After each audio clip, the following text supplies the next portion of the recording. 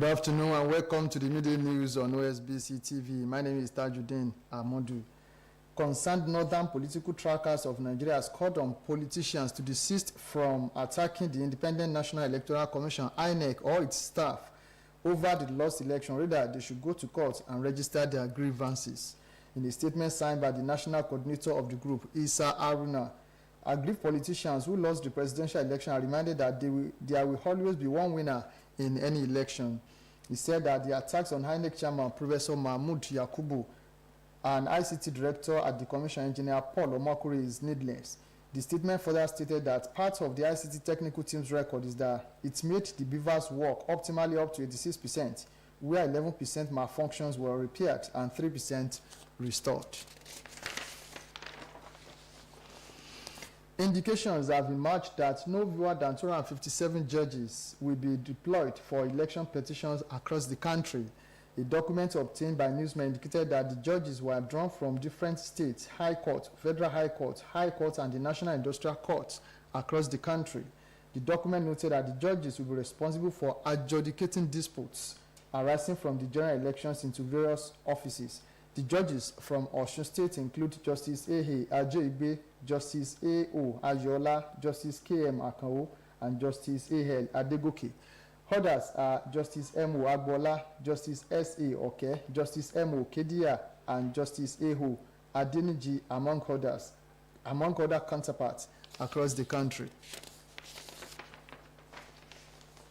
Osun State Governor Senator Ademola Adeleke has assured that MKO Abiola Airport in Ido-Osun will be completed in no distant time, as all impediments and roadblocks to its completion will now be resolved. Senator Ademola Adeleke gave the assurance when he paid a working visit to the former governor of the state and the Minister of Interior, Ogbeni Rauf Aregbesola, in his office in Abuja. According to the senator, Adeleke, his administration will do its best to resolve all impediments and roadblocks towards the completion of the project by collaborating with the federal government on the completion of the project. Responding, the minister, Ogbeni Aregbesola, gave an historical background of the airport, stating that he is committed to seeing the government succeed on the project. Governor Adeleke was accompanied on the visit by his Chief of Staff, Mr. Kazim Akinleye, the Chief Press Secretary, Malam Olawale Rashid, the newly elected lawmakers from Osun, and other members of his government. In the meantime, the Osun State government has attributed delay in the payment of March salary to ongoing computation and promotion areas of civil servants promoted without pay in the last 4 years. According to a statement by a spokesperson to the governor, Malam Olawale Rashid, Governor Ademola Adeleke has directed a compilation, analysis, and computation of the promotion areas should be completed and paid to the civil servants. The compilation of what is due to each promoted officer is followed with due diligence to ensure that there is no error in the eventual payment. The government therefore wishes to reassure Osun workers that the payment of March salaries are accompanied with payment of promotion areas, hence the few delays. The statement concluded that the March salary alongside the promotion areas of promoted civil servants will be ready next week. In the meantime, Governor Ademola Adeleke has lauded Osun State Broadcasting Corporation, OSBC, for being partners in progress with his administration. The governor gave the commendation while presenting gifts to participants in an OSBC television Ramadan program, Al Burhan, which he sponsors. The report.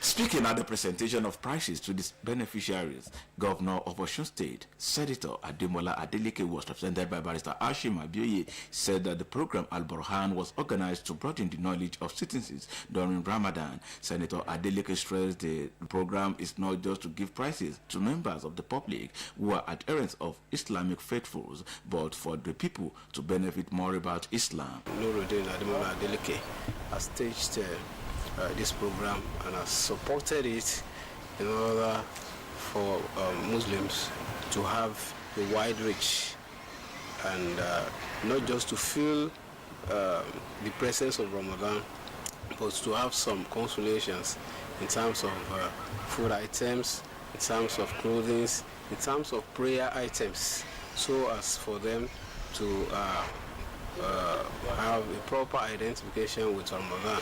Governor Adeleke expressed his readiness to bring succor to identify with all religious organizations in the state so that the act of generosity will continue.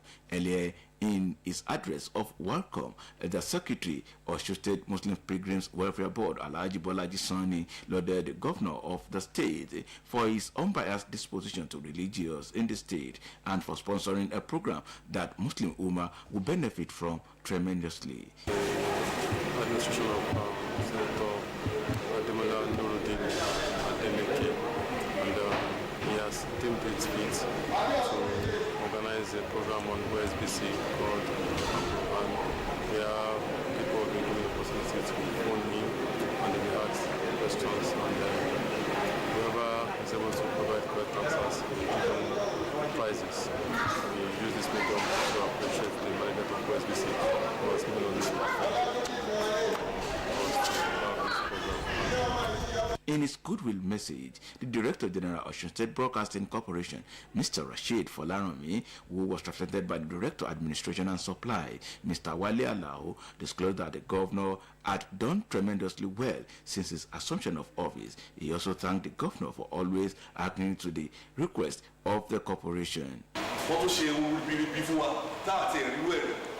In their separate remarks, some of the beneficiaries of the TV program, Mr. Badmos Shola and Ms. Abdul Wahid Rafias, said they were encouraged with the program put in place by the state government. Certainly encouraged because the government who intended to organize this kind of gift for the Muslims of Osun State across Osun State, finally. So we sincerely appreciate it. The program is very nice, in fact. We thank God for our governor, Senator Adeleke Nuruddin. We really appreciate you for what you have done for us, and may Allah continue to bless you and guide you, inshallah. Highlights of the event were special prayers for Governor Ademola Adeleke, government officials, Osbc management, and staff, including presentation of gifts to the beneficiaries drawn from across and outside the state. The United Nations Children Fund has explained that a new global maternal mortality report indicated that in Nigeria, 82,000 women die from pregnancy and childbirth-related complications annually. The UNICEF Nigeria Chief of Earth, Eduardo Kellet, said this during a media dialogue on COVID-19 and routine immunization organized by UNICEF Nigeria office in collaboration with the Child Rights Information Bureau of the Federal Ministry of Information and Culture. The report, titled Trends in Maternal Mortality, was done by the United Nations Maternal Mortality Estimation Interagency Group, comprising World Health Organization. Kelly explained that the statistics given translated to 225 deaths from maternal mortality every year, saying that it showed that the number of women dying from pregnancy-related causes was very high in the country. Now to sports. The president of the Nigeria Paravolley Federation, Kayode Ladle, says the federation is working towards assembling a national team for the upcoming World Cup. In his post-camp assessment following the conclusion of the 2-week exercise for the men's national team, he said the need to get a team ready on time for African Games and the World Paravolley World Cup later in the year necessitated the exercise under the supervision of medal-winning and certified international coach Heloti Musaid from Egypt. Nigeria has qualified for the World Cup organized by the World Paravolley Holding in Egypt, and preparation is on top gear to choose the team and begin irregular training.